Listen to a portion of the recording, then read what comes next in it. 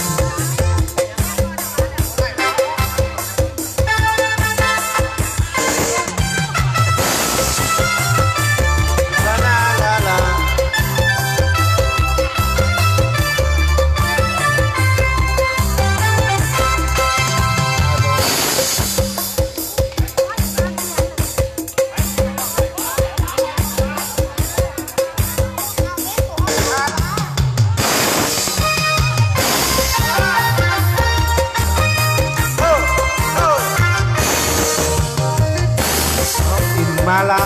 คิดทอดจากกันผู้สาวแกงผัวพันน้องนั้นอยู่กับผู้ใดสาวเมืองเสียของให้รออายส่วนสุดท้ายยังฟังให้มันเด้อลามวนเด้อมวนเด้อสาวสามีอย่าเพียงเด้อสาวทุกการเมื่อบุญเดือนห้าสองเอามาเที่ยวตาเสลอเดินชมเที่ยวทำหากผู้นำสุขใจแท้ไปสู่มีลมพัดเสยสมกับเลยได้น้อหัวควันมักจ้องมักหวานนอนไหลนอนแกงแซ่บหลายของอีกอันดังแกงคนตานอและนอคงเคยต้มรวมกินกันมาสาวงามอยู่ใต้ที่ลุมพาใส่จะมาเทียบสาวหัวปัน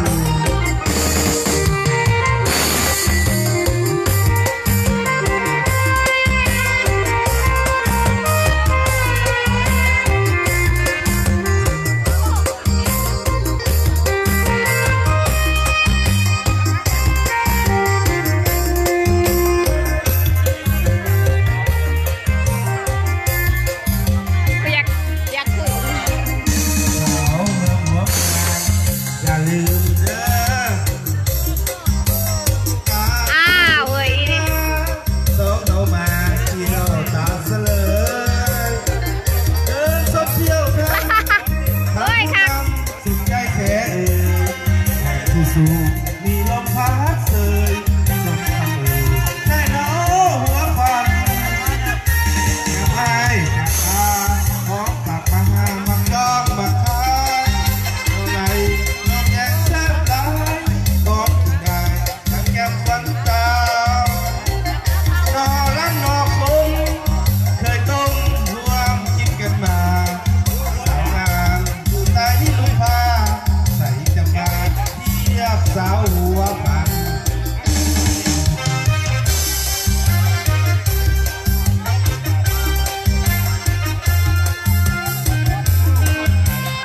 เสียรับนะเลยนะเสียรับได้จะเพลงนะครับจบแล้วขอบใจสำหรับทีมเด้อขอบใจสำหรับเพลงจบแล้วขอเพลงหนึ่งจบแล้ว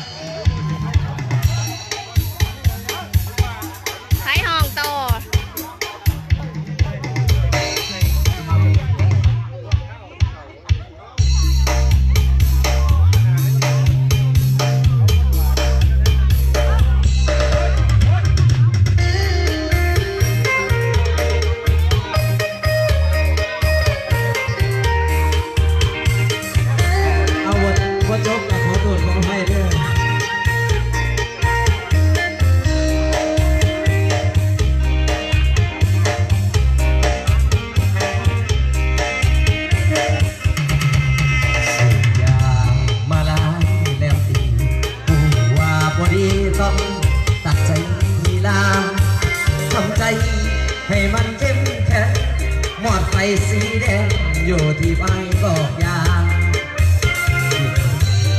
ทำสัญญาเมื่อแฟนเลิกลาต้องจากกันท้องคน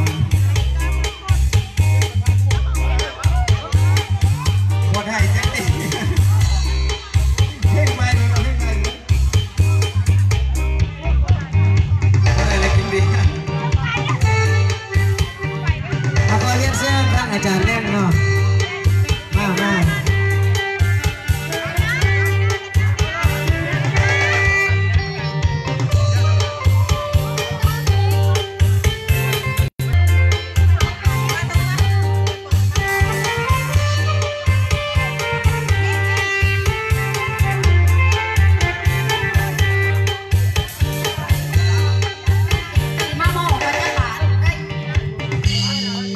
มีเงินไหลลับ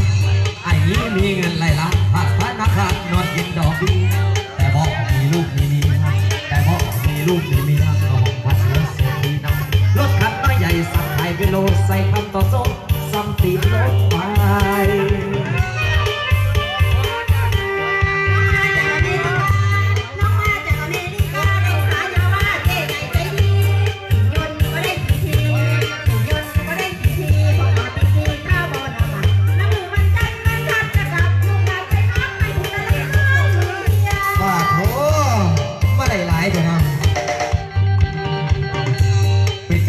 ใส่กระเทียม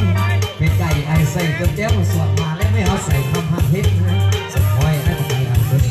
ส่วนพลอยได้กับไปอันเป็นใส่ซอยคิดให้ใส่คำว่าสาวนอกกรอบว่าจนแยกกันฟ้ากับบอบิคอหน่อย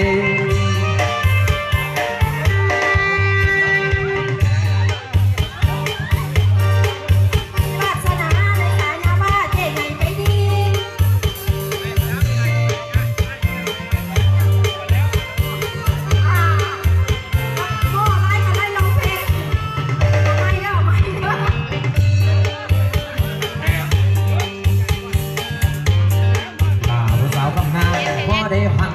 แสงมองเป็นเราเอามาใส่เว้าเลือกเห็ดเลือกไก่ไอ้ออกพ่อใส่กินเอาห่วงผ้าหน้าเราพอดีเข้ามาไก่ผ้ายางนกยางดังเข้าไปกินอยู่ในวังหรือสิกินอยู่ในอ่างแม่ตาว่าของไอ้อย่าไอ้สิผ้านักหลัดไอ้สิผ้าไปกินเขายวนสั่นเราจะคอยเพื่อ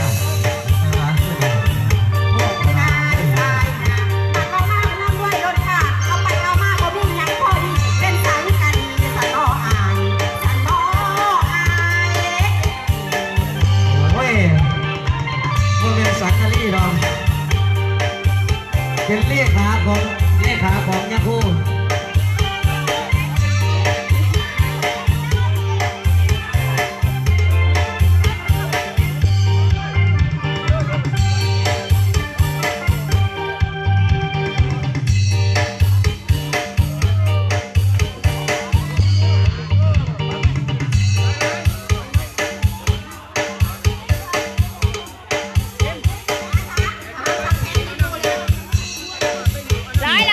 จังหวะเด้อผู้สาวเอาน้ำแน่เลยนะเอาน้ำมาแหก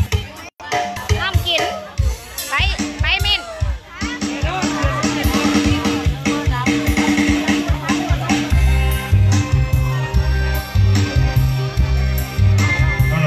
รู้ทุกคนดังนอกบ้าน